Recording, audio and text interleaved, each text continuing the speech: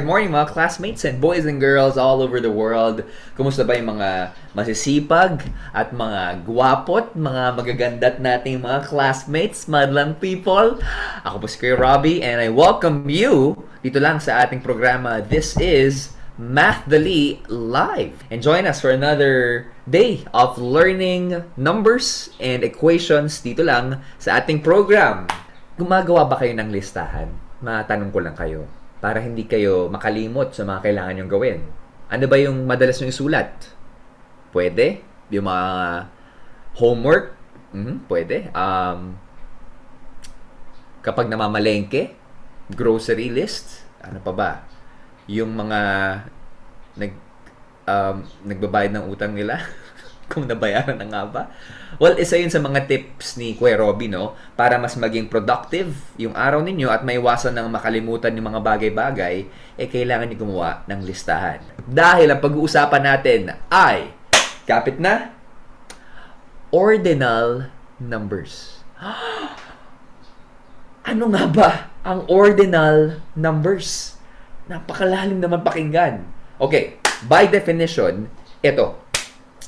Ang ordinal numbers ay nagsasabi kung pang-ilan ang isang bagay base sa ibinigay na point of reference. Ano yun? Ulitin natin. Ang ordinal numbers ay nagsasabi kung pang-ilan ang isang bagay base sa ibinigay na point of reference. Pero bago tayo pumunta sa halimbawa, balikan muna natin yung mga ordinal numbers na alam natin. Nandyan, halimbawa, ang una, ikalawa, ano susunod? Ikatlo, ikaapat, ikalima, ikaanim, ikapito, ikawalo, ikasyam, at ikasampu. Ano naman ang susunod sa ikasampu? Ika-labing-isa, ika-labing-dalawa, ika-labing-tatlo, ika-labing-apat, ika-labing-lima, ika-labing-anim, ika-labing-pito, ika-labing-walo, ika-labing-siyam, at ika-dalawampu. Ayan, ordinal numbers. Kaya Robby, ba't nag-iiba pag kunwari ika-labing, ika-labing, ika-labing? Mapupunta na yon sa mga rules natin sa Filipino. Kapag kapag labing, dapat ang susunod nun, yung mga basic lang alam ko, no? Dala rasata. D-L, dala, R, S-T. Kapag M, labim, P, tsaka B. Alright? Mga rules lang yan. Pero tandaan natin, yung labing-isa, labing-dalawa, and so on and so forth. Okay? Subukan naman natin sa mga ordinal numbers in English. Alamin natin kung paano basahin at isulat yung mga symbols ito. Okay? Tingnan natin. We got first, second, third, fourth, fifth, sixth, seventh, eighth, ninth, 10th. Pagkatapos ng 10th, 11th, 12th, 13th, 14th, 15th. Kailangan may say it with me. 15th, 16th, 17th, 18th, 19th, tsaka 20th. Okay? Okay pa ba kayo? Mas madali ba yung sa English? Lalagyan mo lang ng H sa dulo. Pero madali rin naman in Filipino. Okay? O classmates, may napansin ba kayo kung paano isulat yung mga ordinal numbers and symbols? Gawin natin yung una o first. Isusulat natin yung number 1, tapos lalagyan natin ng letters na S and T. Ang ikalawa, second. Para isulat yan, lalagyan natin yung number 2 at yung letters na N and D. Ikatlo naman, or third, sulat natin yung number 3, R, and D. Okay? Yung mga letters. Pagkatapos ng 4th hanggang 20th, isusulat natin yung number at saka yung mga letters na T and H. See? Hindi na natin kailangan mag-TH or mag-try hard para dito. Dahil madali lang to. Again, first is 1ST. Second is 2ND. Third is 3RD. And then fourth hanggang 20th ay 4 or 5 or 6. Lalagay natin yung TH. Gets? Gets. Okay. Ganun lang yun.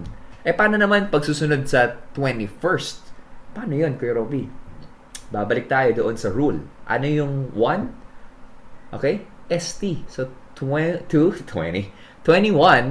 ST.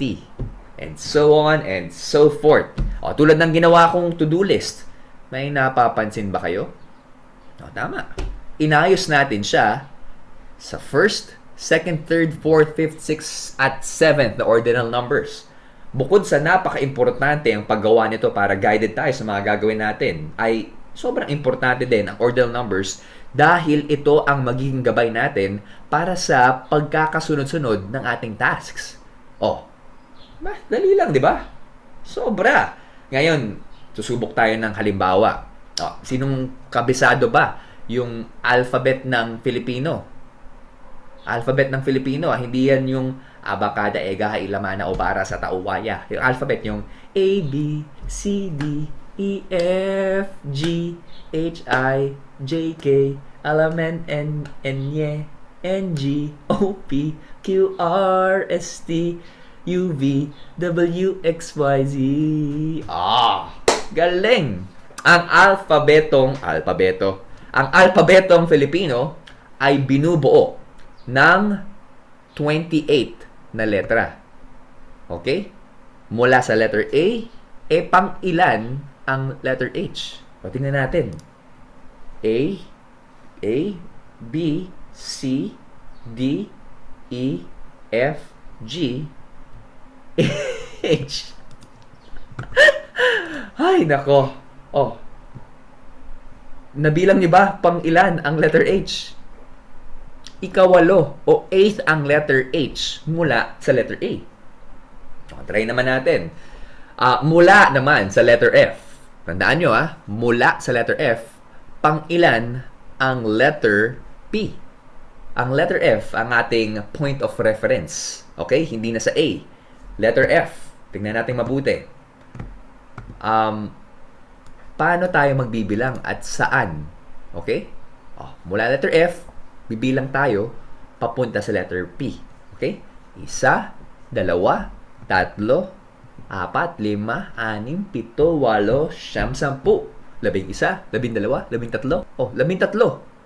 11, 12, 13, 13th ang letrang P mula sa letter F. Naintindihan niyo ba, classmates?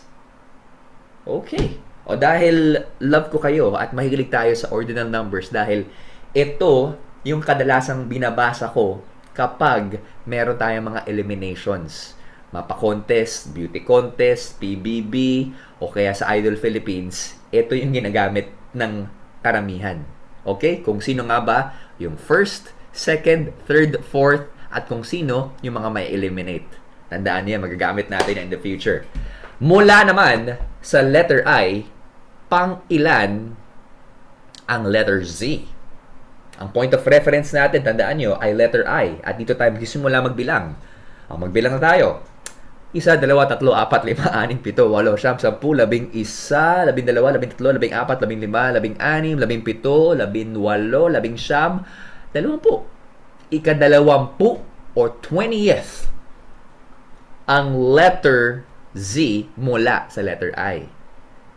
Galing, no? Paano naman kung ibang words yung gagamitin natin? Kaya niyo pa kaya? Kayang-kaya. Okay. Sa salitang MathDali Live, ang letrang M ang ating point of reference. Okay? Kung ang letter M ay nasa ika-siyam na pwesto, ano ang ika-labing-siyam na letra? Ano? Bilangin natin mula sa letter M hanggang mapunta tayo sa ika-labing-siyam na letra. Tandaan nyo, hindi na siya first. 9th na siya. Okay?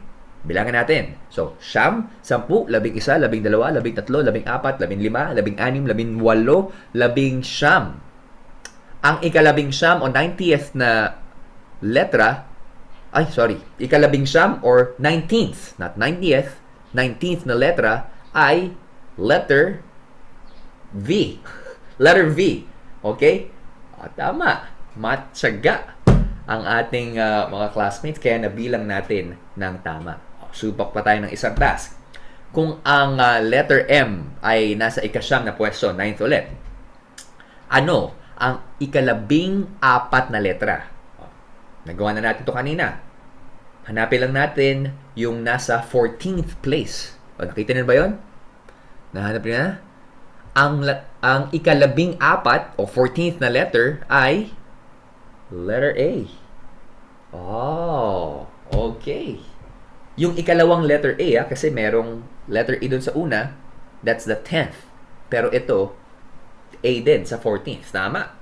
MathDali lang. Kaya naman, simulan na natin ang MathDali quiz time. Alright, ready na ba kayo? Let's start with question number 1. Tingnan natin ang bahaghari. Makikita natin dito yung iba't ibang kulay. Sige nga. Ano yung mga kulay ng ating rainbow? Madali lang yan. Tatandaan na lang ang Roy G. Biv. Ano ang Roy G. Biv? May red, orange, yellow, Roy. G is green. And then may indigo. G. Tama. G. G. And then blue. And then indigo. And then violet. Yon. Roy G. Biv. Okay? Yun. Gamitin ang napakagandang bahaghari na to. Mula sa itaas. Ano ang ikalimang kulay nito? 20 seconds, go. Roy. G. That's green. Brave. There's 7. Ano nga ba? Ano nga ba? But the correct answer is blue. Bakit nga ba blue? Ang sabi kasi mula sa taas o sa pinakataas na kulay, tayo magsisimula magbilang. At yun ay kulay red. Ang ating point of reference ay red. So, 1, 2, 3, 4, 5. Roy Jibiv. Red, orange, yellow, green, blue. Tama. Ang ikalima ay blue. Sino ba nakakuha na tamang sagot?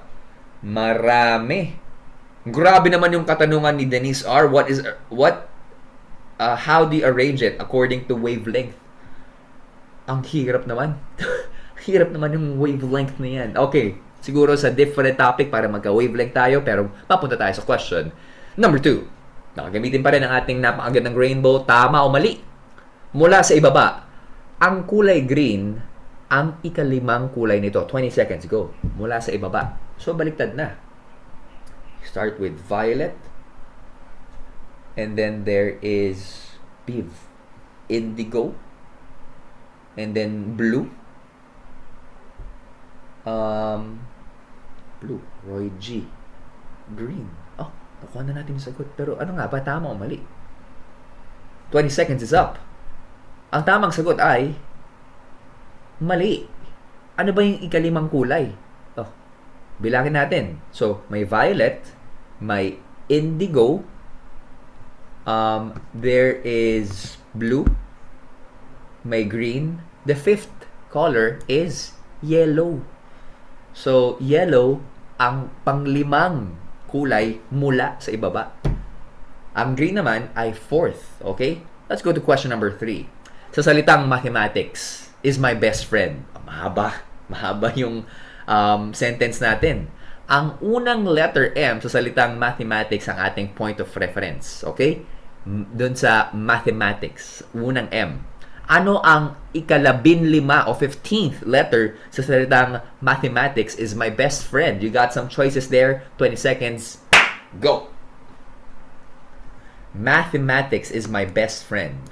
Bilang tayo. 1, 2, 3, 4, 5, 6, 7, 8, 9, 10, 11, 12, 13, 14, 15. Kuha na natin. 15th. 15th. And time is up. The correct answer is letter C. It's letter Y. It's letter Y. Tama. Letter C, letter Y. Bilangin natin ha. 1, 2, 3, 4, 5, 6, 7, 8, 9, 10, 11, 12, 13, 14, 15. 15th is letter Y. Galing. Ganun lang kadali. Kailangan mapanuri ka lang dito. Okay. Mapunta tayo sa question number 4. Tignan natin yung larawan na to. Nakahanay ang ilan sa mga kagamitan na madalas nating makita sa ating mga bahay. Tignan nyo, when it comes to ordinal numbers, at kapag sasagot tayo ng mga katanungan, hindi lang letters, hindi lang numbers, pwedeng mga bagay din. O, tignan natin, meron tayong family picture, television, susi, gripo, salamin, sapatos, walis, plato, toothbrush, unan. Ang family picture ang ating point of reference. Kung ang larawan ng family picture ay ikalima o fifth, aling kagamitan ang nasa ikalabindalawang pwesto or 12th place? Tandaan nyo, ang pagbabasa natin or pag-identify natin ng mga gamit ay mula sa left, papuntang right, and then up and down. Okay? Tandaan nyo muna, kung ang family picture, yung point of reference natin, ano yung pang 12th place na gamit natin? 20 seconds, go! So, 5, ito simula, 5, 6, 7, 8, 9, 10, 11.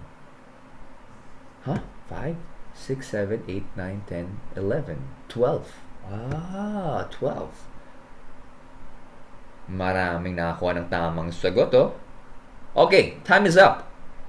Ang tamang sagot ay plato or the plate. Oh, high five. Good job. Dami nakakuha ng tamang sagot. Okay, last question of the day. And that is question number 5. Tignan natin mabuti yung kalendaryo. Tayo ay nasa buwan ng Oktubre at sana yung Oktubre nyo is Oktobest. Let's fill in the blank. Sa anong araw ipinagdiriwang ni Agnes ang kanyang kaarawan? Sa blank ng Oktubre. May choices kayo dyan. Go! Tingnan natin. Agnes birthday, ayun, naka-encircle. Pero, ano nga ba? Ano yung tamang sagot? Ikalima, ikalabindalawa, ikalabingsyam, ikadalawamput-anim. And time is up. The correct answer is letter B. October 12, yan ay ikalabindalawa. Sino ba nakakuha ng perfect score? Paalala lang po, mga classmates na, isa ulong mabuti at isa puso yung topic natin for today dahil magagamit natin to in the future math lessons po natin. Okay? Ako si Kuya Robbie and this has been MathDali Live. I'll see you soon. At tandaan nyo, always, isip plus tiyaga equals MathDali. Bye-bye.